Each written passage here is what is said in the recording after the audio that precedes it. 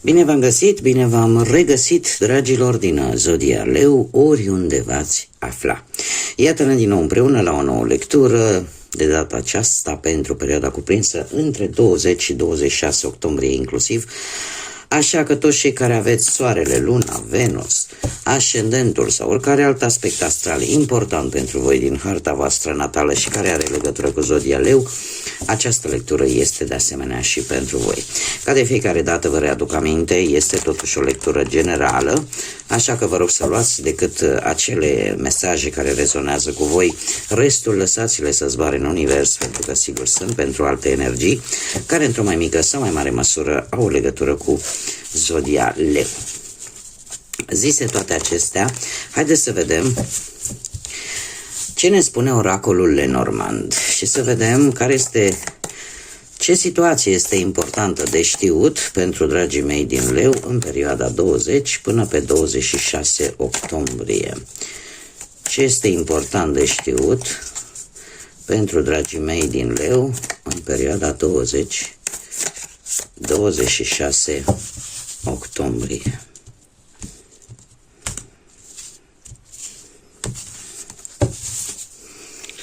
Să vedem.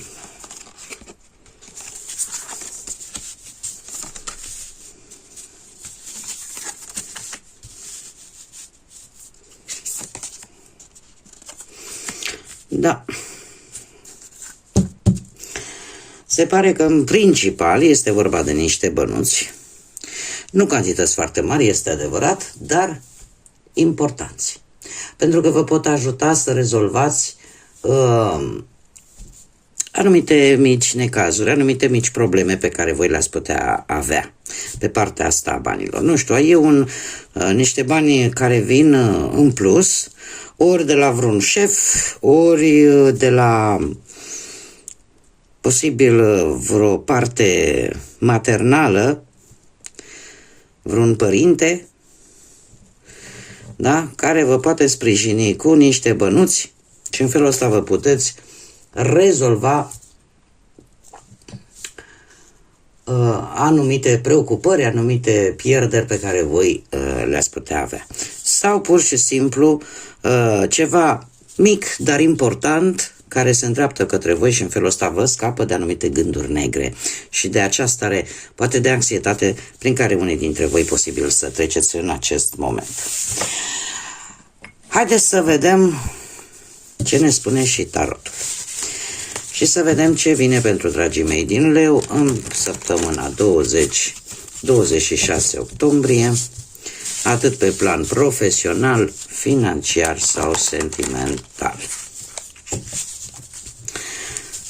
Trebuie să vă spun că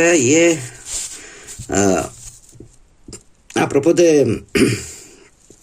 de ce ne spune Lenormandu, e așa și ca o mică lovitură de noroc, aș putea să zic. Să vină bănuții ăștia așa, ca și cum norocul i-ar fi adus. Dar acum haideți să vedem ce ne spune tarotul.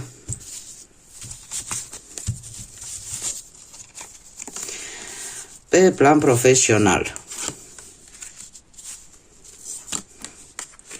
Zodia Vărsător, nu știu dacă vă spune ceva. Pe plan profesional, o perioadă, eu aș zice, destul de echilibrată, cel puțin la începutul săptămânii. E posibil, într-adevăr, să vedeți o oarece creștere în planul ăsta al muncii, dar și cu ajutorul altor persoane sau unei alte persoane. Mulți dintre voi probabil se gândesc să ceară o mică mărire de salariu sau poate să caute un job mai bine plătit. Cert este că sunteți foarte optimiști în găsirea poate a unui loc de muncă. Ce mă intrigă foarte tare,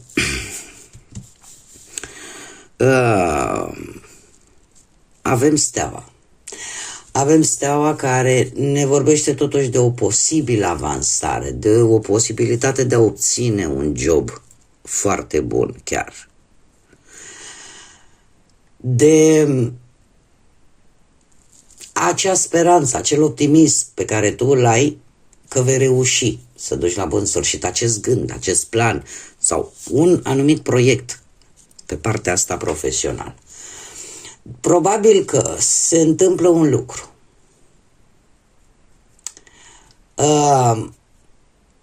Ori că ai prea multă încredere în tine, ori că îți lipsește prea multă încredere în tine. De ce? Pentru că apare acest 8 de spade. Acest 8 de spade care, într-un fel sau altul, mai degrabă aș spune că e o lipsă de încredere sau o anumită teamă că nu vei găsi o ieșire, că nu vei găsi, parcă nu vezi lucrurile foarte rațional, foarte logic și atunci te simți oarecum prins în respectivul loc de muncă, blocat în respectiva situație. Acest 8 de spade, lăsând la o parte că vine cu un pic de energie negativă, te face să spui întrebarea, ce faci? Ori suporți situația, ori schimbi ceva. Nu pot să vă las chiar așa și mai punem încă o carte.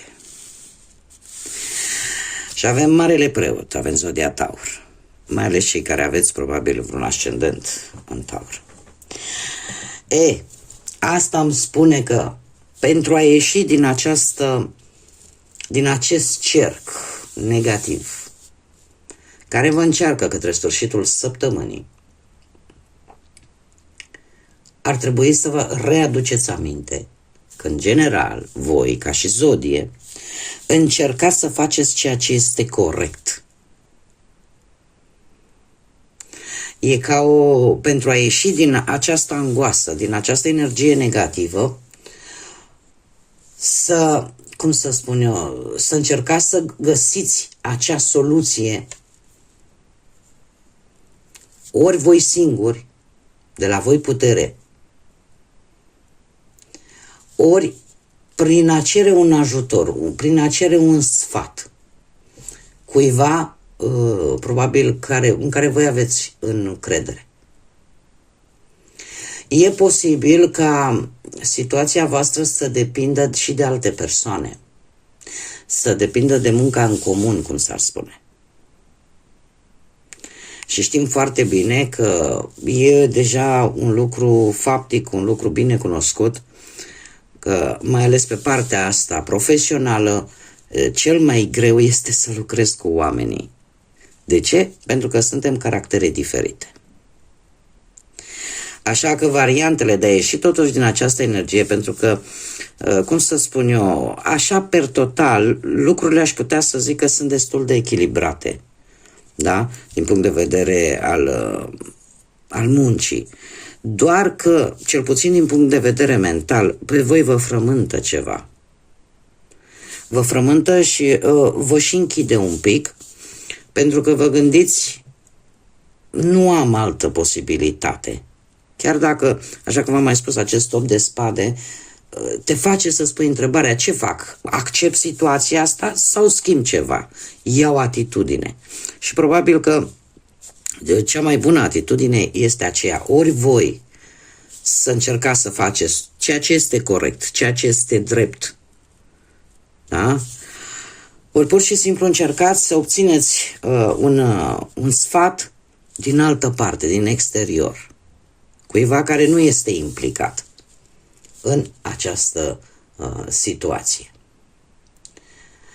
Și în felul ăsta să se amelioreze, ca să zic așa, să se ducă niște negocieri. E posibil ca această energie să fie cineva poate mai sus ca nivel ierarhic la locul de muncă, da? Și care să intervină oarecum, poate într-un mod corect, într-un mod drept, în beneficiul vostru. Poate să fie și acest lucru.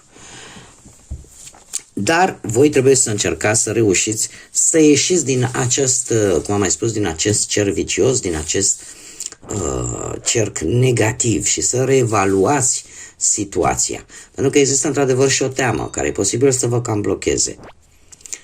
Să vă cam blocheze și să nu vedeți lucrurile foarte clar, să nu puteți lua decizii foarte clare. E ceva cumva care vă dă cu minus. Dar nu este ceva din care voi să nu puteți ieși, ori puteți vorbi cu cineva din punct de vedere ierarhic mai sus ca voi, sau cu cineva poate chiar din exteriorul locului în care voi vă aflați și să încerce să vă îndrume, sau pur și simplu, mai ales pentru cei care aveți poate un ascendent în Taur, să luați taurul de coarne, cum se spune, și stai, domne, că eu nu eram așa. Da? Să vă depășiți voi înșivă această teamă, această neîncredere și în felul ăsta să găsiți soluția cea mai bună. Haideți să mergem mai departe, să vedem pe partea banilor. Pe partea banilor apar tot felul de oferte care promit foarte mult. Nu știu, propuneri de a face bani sau oferte de-astea sclipitoare, cumva care ar putea să-ți aducă un succes într-un interval foarte scurt de timp. De obicei, șaptele de cupe este cartea amăgirilor, a iluziilor, a tentațiilor, da? A oportunităților destul de înșelătoare, în care voi trebuie să fiți foarte atenți la ce alegeți.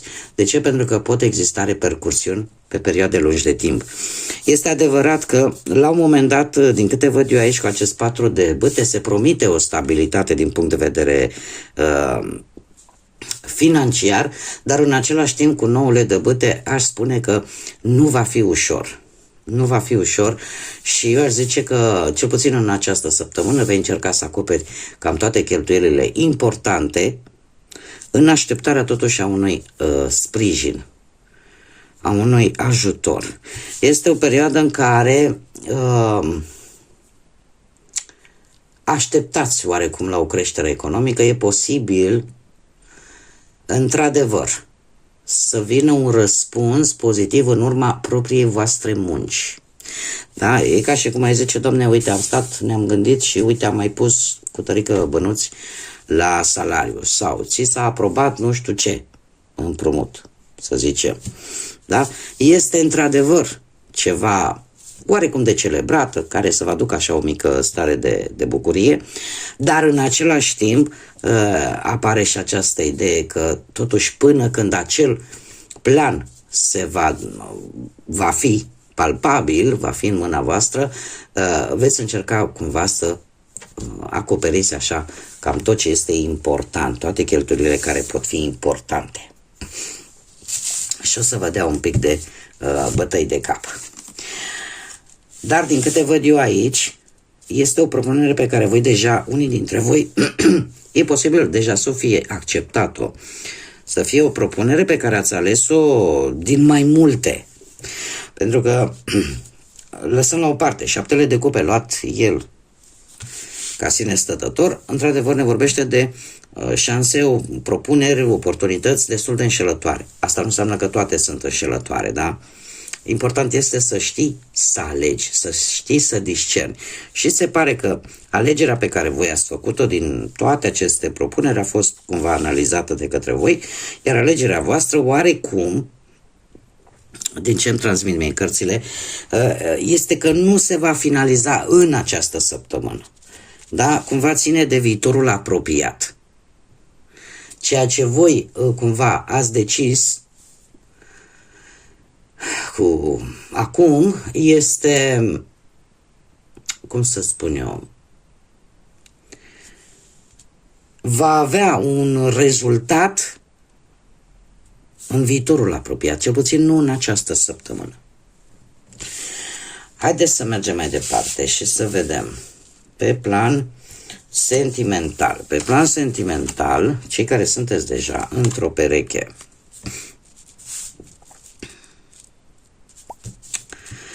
dragii mei dragi, avem 2 de 2. 2 de 2 care ne vorbește de necesitatea aceea de a trăi în pereche. Acea necesitate de a nu face nimic fără cel drag lângă voi. De a nu face nimic singur.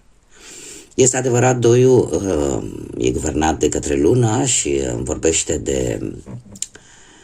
de inconștientul tău, de acel tu interior, ceea ce tu cumva nu arăți lumii. Iar tu, în interiorul tău, apare această necesitate acută de a fi lângă cel drag, de a fi în pereche, de a trăi lângă cineva.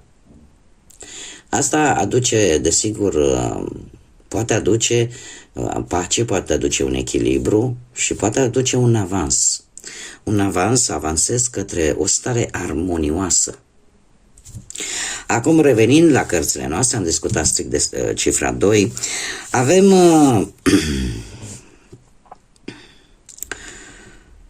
avem un as de bâte. Sunteți foarte pasionali în această săptămână. Foarte pasional și cu o dorință de activitate intimă foarte puternică. Sunteți într-o perioadă în care, o etapă destul de pozitivă, atunci când parcă, tocmai poate și datorită pasiunii, există și înțelegere, da? Există acele sentimente pe care tu le scoți în exteriorul tău. Le scoți în exteriorul tău, tocmai cum am mai spus, și influențați de, cum bine am văzut, de cifra 2, da? În care efectiv simți nevoia să nu fii singur, singură și să fii mereu alături de cine ți este ție drag. De asemenea, avem un 2 de spade, un 2 de spade care vine cu un echilibru. Vine cu un echilibru în perechea voastră în care cumva veți încerca să rezolvați acele probleme interne posibile pe care voi le aveți. Sau pur și simplu încercați să vă exteriorizați ceea ce inconștientul are de spus. Da? Este bine știut că în această lună, cel puțin din punct de vedere astrologic, voi aveți o mai mare carismă. Da? Nu că v-ar lipsi, dar va fi la cote maxime. Cum, de asemenea, e posibil ca de-a lungul lunii lui octombrie să apară anumite teme pe care le-ați cam ignorat, da?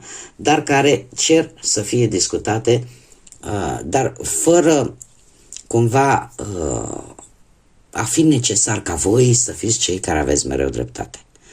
De ce? Pentru că, cum am mai spus, există acest simțământ că nu vreau, nu pot și nu-mi doresc să fiu singur și atunci sau singură.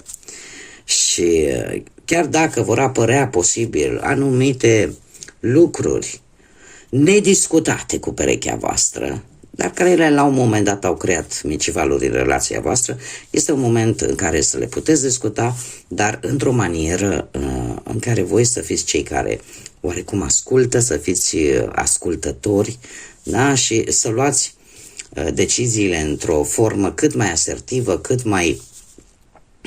mai blândă, cât mai răbdătoare, cât mai calmă. Deci este un tare bun moment să se facă acest lucru, tocmai pentru că voi sunteți într-o energie în care puteți trece, practic, poate peste orice, îndemnați de această dorință de a fi alături de persoana dragă. Sfârșitul de săptămână vine cu un 2 de bâte, un 2 de bâte care aduce foarte multă claritate vis-a-vis de o anumită situație familiară sau vis-a-vis chiar de relația voastră. E posibil să știi exact ce să faci ca să-ți îmbunătățești relația. Deci, indiferent de ce se va discuta, ești conștientă că știi exact ce e de făcut, ca toată mizeria aia de supreș care s-a strâns de-a lungul timpului, să o rezolvi într-o manieră cât mai, cum să spun eu, cât mai bună, chiar dacă asta e posibil să fie, cum să spun eu, să fie necesar să ieși un pic din zona ta de confort. Da, adică să nu fie tocmai ce ți-ar place ție, dar asta nu înseamnă că nu vei putea să o și faci. Adică să rezolvi aceste situații într-o manieră cât mai bună, cât mai calmă și cât mai clară. Acum, știm cu toții, nimeni nu este perfect, indiferent cât de mult unii și-ar dori, eu nu mi-mi doresc. Eu, să fiu cinstită, mereu stau și mă gândesc de când eram mică. Vreau să fiu unică în felul meu. Prin diferite, prin modul meu de a gândi, prin felul în care am văzut eu lucrurile încă din copilărie, Mereu am considerat că nu vreau să fiu nici perfectă, dar nici la fel cu ceilalți. Și adevărul este că toți suntem diferiți. Da? Revenind la cărțile noastre, pentru cei care sunteți singurei, dragilor, voi traversați o perioadă destul de complicată, aș spune, cel puțin din punct de vedere mental. De ce? Pentru că, ia uite, am dat și peste cameră. O perioadă destul de complicată, tocmai pentru că ceva vă frământă. O stare de anxietate, o stare de nervozitate, o stare de lipsă de odihnă, sau de nopți nepierdute. Mai ales pentru cei care vă pierdeți nopțile stând, nu știu, poate pe internet, prin jocuri, nu știu, zic și eu. În general, cei care pierd foarte multe nopți dintr-un anumit motiv. Acest 7 de spade vine cu, dacă sau bine să mă gândesc acum, 7 de spade nu este într-o formă negativă. Este o carte cu energie destul de negativă, dar în situația de față și dat fiind și acest as de cupe, dragilor, cineva vă urmărește din umbră. Ori voi ați stârnit curiozitatea cuiva, ori voi înși vă sunteți curioși să aflați cât mai multe despre cineva. Și sunt mari șanse. Mai degrabă aș zice că cineva este interesat de voi.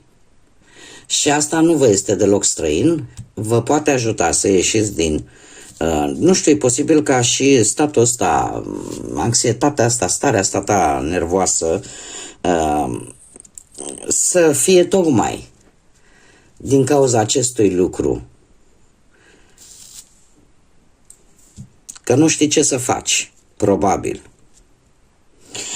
Cert este că până la sfârșitul săptămânii se va lua legătura.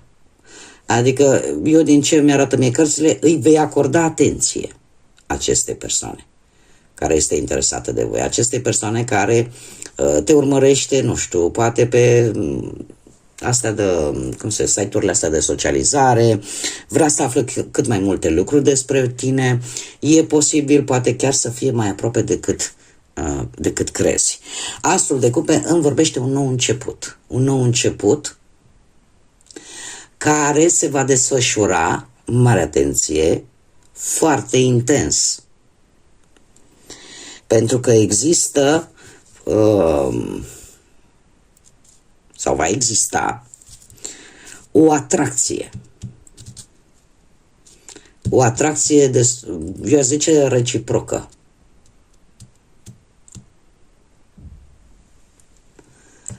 O conexiune destul de puternică până la sfârșitul acestei săptămâni. Bun. Haideți să vedem și ce mesaj important au pentru voi constelațiile. Care este mesajul important pentru dragii mei din Leu în perioada 20-26 octombrie?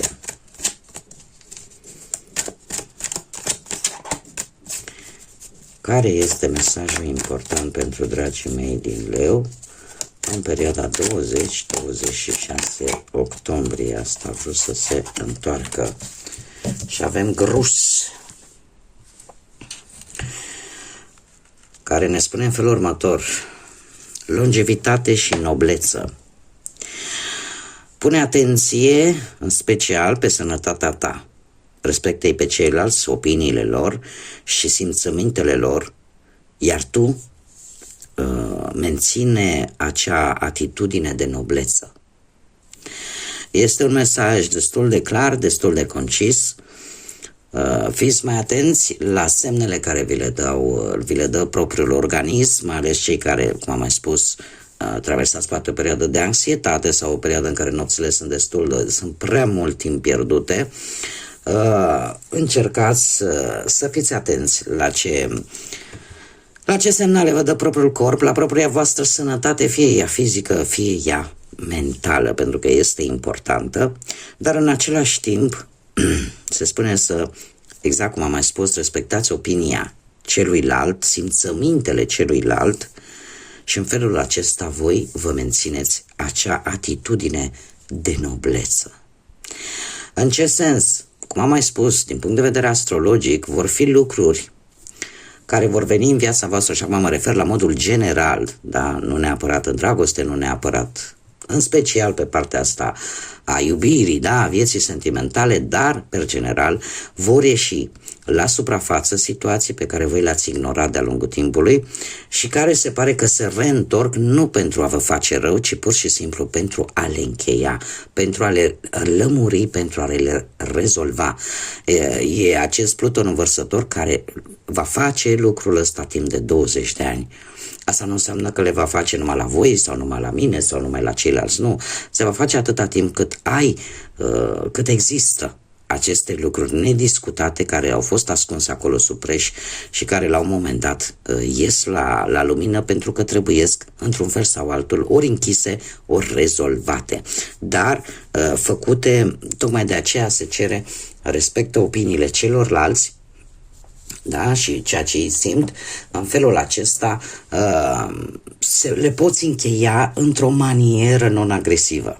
Pentru că trebuie să vă spun, luna asta lui octombrie este indicat să nu fim impulsivi, este indicat să avem, mai ales din punct de vedere al conversației, să fim mult mai inteligenți, mult mai diplomatici. Se cere acest lucru, dat fiind că există și acest Mercur în Scorpion care va face ravage, în care adevărul trebuie să iasă la lumină. Bun, dragilor, cam atât am avut pentru voi. Eu vă mulțumesc ca de fiecare dată că ați fost alături de mine. Vă mulțumesc pentru absolut tot. Pentru like-uri, pentru comentariile frumoase, pentru distribuiri, pentru faptul că v-ați abonat. Sunt mulți dintre voi care sunt noi membri ai acestui canal, da? Noi abonații acestui canal. Și vă mulțumesc tuturor pentru toate aceste minunate gesturi care nu fac altceva decât să mă ajute, să mă sprijine și nu numai pe mine, pe orice alt creator de conținut, să mergem înainte. Așa că mii de mulțumiri, în continuare aștept acest sprijin din partea voastră, plus de asta toți cei care încă nu v-ați abonat și v-a plăcut și vă place felul în care eu fac aceste lecturi de tarot, nu ezitați, abonați-vă, este gratuit, eu vă aștept cu mare drag și cu mare interes pe toți. Această săptămână eu vă doresc să fie una cât mai bună, să vă aducă liniște, să vă aducă înțelepciune și să vă aducă multă lumină, atât în suflete cât și în gânduri. Până data viitoare când ne vom reîntâlni, numai bine și desigur să fiți iubiți, dragilor!